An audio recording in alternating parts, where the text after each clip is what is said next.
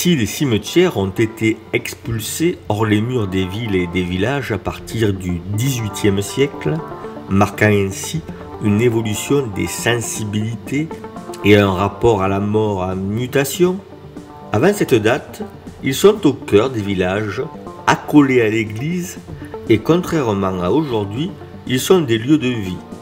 Il faut dire que l'exiguïté de l'espace public dans ces villages comprimés par leurs remparts pousse à multiplier les fonctionnalités pour un seul et même lieu. Si l'église est dédiée à Dieu, sa porte est un espace où l'on placarde l'information royale.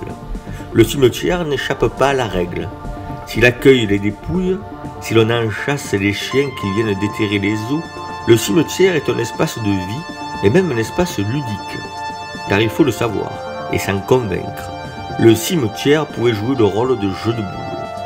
La terre retournait puisqu'à son tour, le tassement de cette même terre dû à la grande fréquentation de cet espace dédié à une sociabilité intense, les allées dessinées par les tombes, les murs qui en faisaient un espace fermé, d'où les boules ne pouvaient s'échapper, tout cela contribua à faire du cimetière, dans certains villages, le jeu de boules.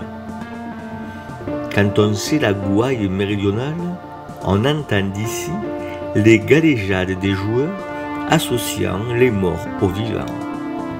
Pour en citer une, je parlerai de ce moment bien connu des joueurs de pétanque, instant qui déprime celui qui est au trait et qui voit sa boule tomber sur un gravier, déviant de manière intempestive la trajectoire de la boule qu'une science séculaire avait programmée pour finir au plus près du cochonnet.